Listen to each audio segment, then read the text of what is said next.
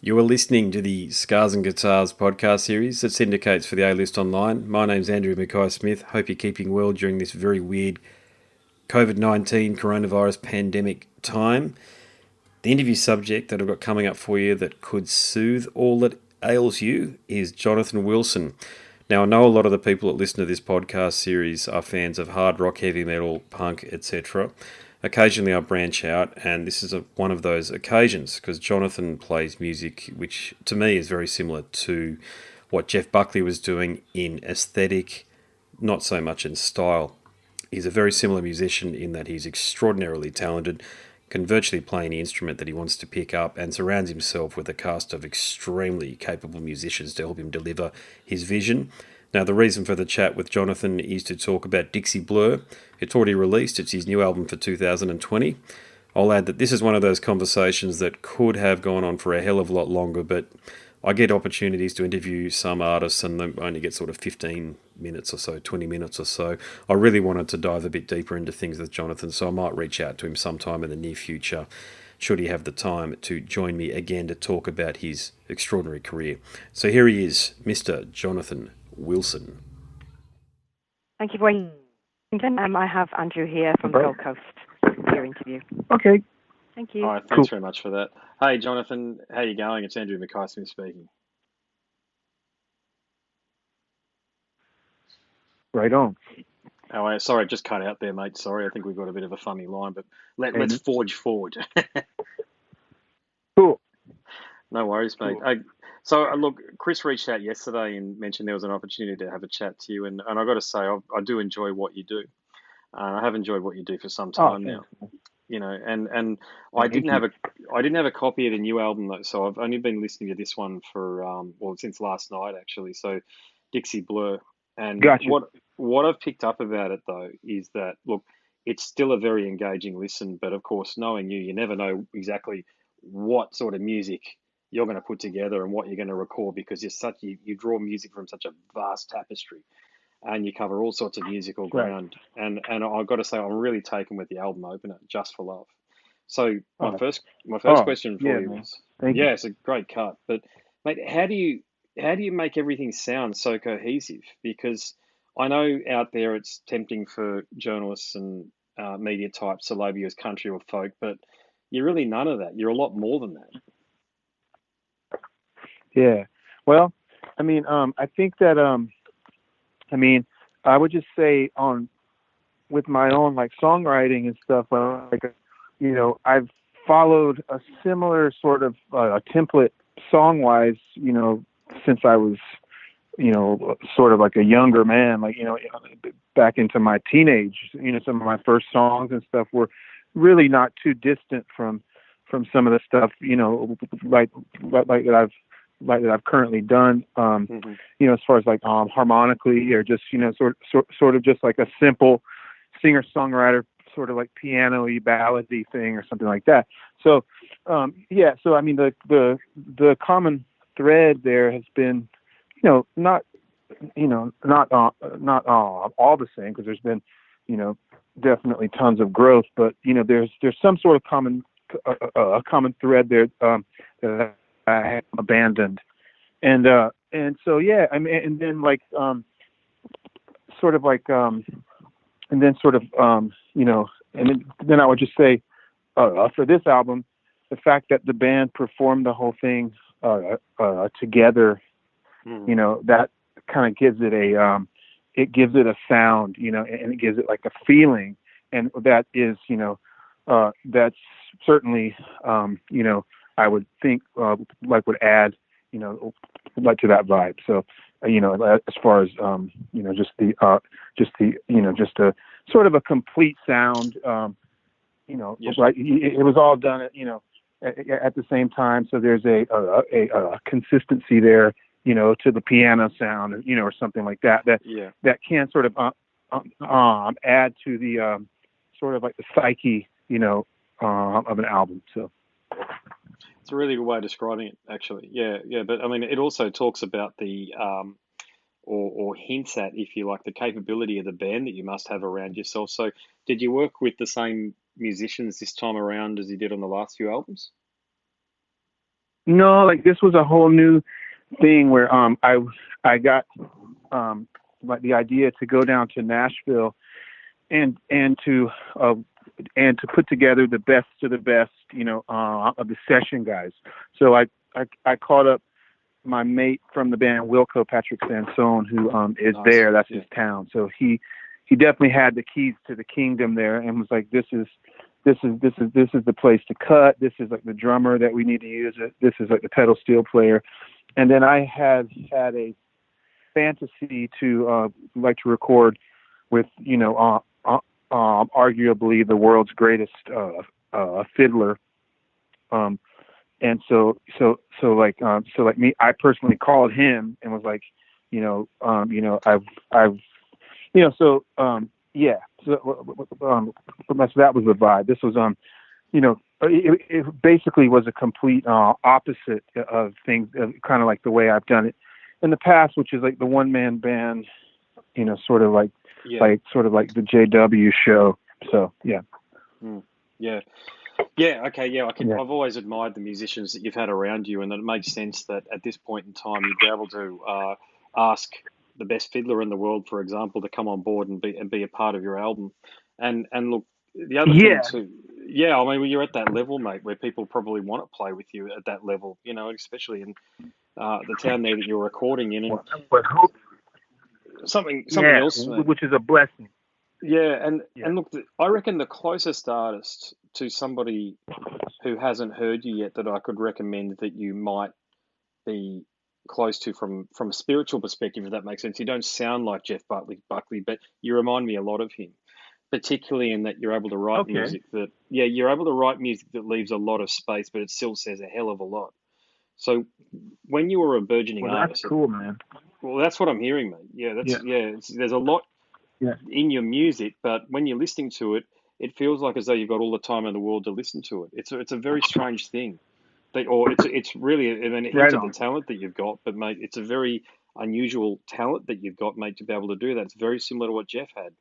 Now, when you were a burgeoning artist, so when you were just starting out, like a teenager in your early 20s, did you have a plan in mind to sound a certain way, or were you just one of those blokes that just let the music fly? Yeah, I mean, I think I was letting it flow, and like me, I was actually more like soaking it in, and then like and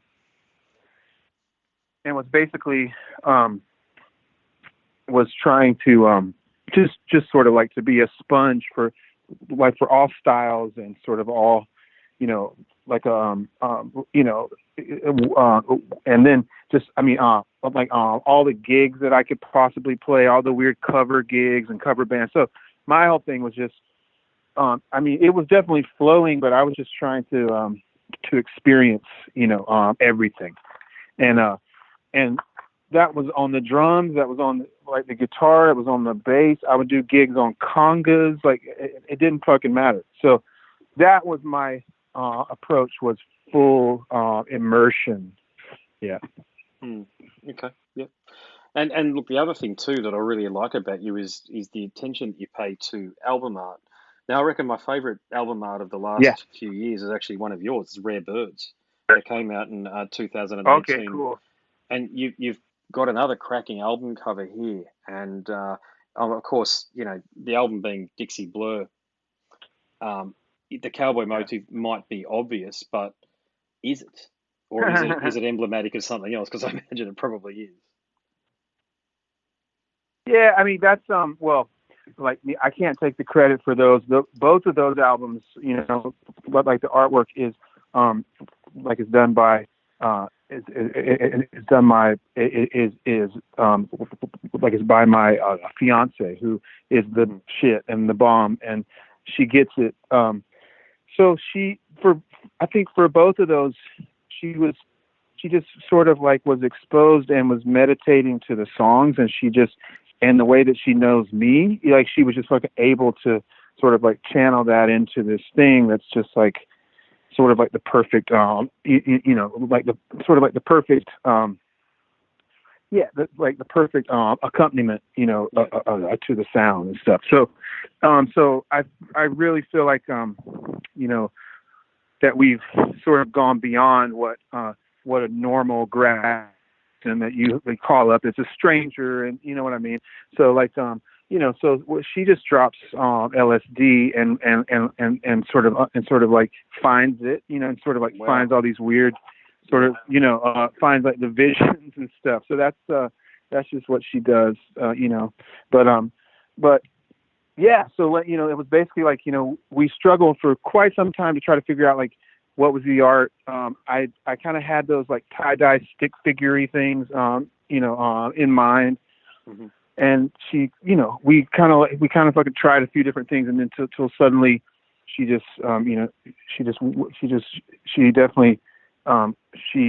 went into the zone, and she came out with this sort of cosmic cowboy thing, which I would, mix with like fucking Peter Max or something. And so that's when I was like, yeah, that's fucking perfect, Oh, yeah, look, and I thank you very much for sharing that with me, actually, because I looked at it and the first thing I thought was, wow, how psychedelic is this? But it actually makes sense. A lot of psychedelic stuff doesn't make a lot of sense unless you're high yourself. But especially, I'm just looking at the album cover now to Rare Birds. Mate, that's, hopefully you've got that on your wall somewhere. Hey, mate, can you hear me? Oh, Andrew, sorry, he's just dropped out. I'll just get him back on the line for you if you just want to hold for a tick. No worries. Sorry about this. It's That's all right. interesting. No, it's all right. It happens often. Yeah, okay. Right. Bear with me while I just get him back.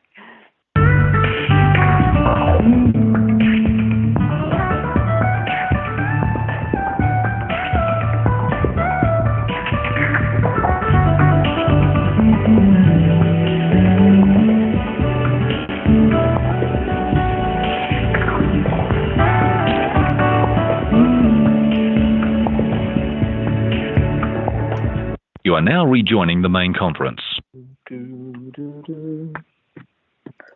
Okay, so Andrew, I have Jonathan back on the line for you. Thank you. No worries, mate. The wonders of telepresent omni-channel communication. Here we are. Yeah. Cool. Yeah, we're talking about. Yeah, I really appreciate you sharing what you did about the album cover, because I think art is very underrepresented and underappreciated when it comes to music, and I love having a visual representation of what the music sounds like. And you've always been really on point. And hopefully what I was saying before the call dropped out was, cheers, man. Have you got the actual art, the art firsthand that your fiance did for Rare Birds? Is that hanging in the house? Oh yeah.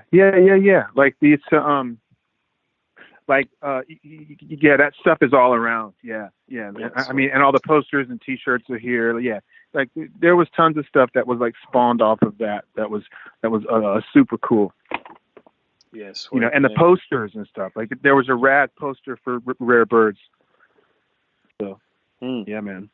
Yeah, sweet. Yeah, and look, I read somewhere that you're a bit of a master of analog equipment. Now, if that's the case, it totally makes sense for me. But how do you find the parts for analog equipment these days? Is it getting harder to find replacement bits when something breaks down? For sure. But you can still find, most of the stuff that you need as far as like the resistors and capacitors and stuff. But they're what's really dying off are the people that can fix the stuff, Yeah. And and if you're not in one of like the major cities, you're going to have a hard time. So you're probably going to have to figure it out, So I've had to figure out, lots and lots of this kind of stuff just out of just the fact that there was no one to call, like to come and help. You know what I mean? So So that's but then it gets to a point like I've just been putting together my studio over the last 6 months or something, and there's a few certain things like that I can't fix that I basically I need sort of like an older, more experienced dude from the 70s and 80s who was around, like who was like fixing all this shit. So yeah, but for the most part, like me, I can figure out, especially,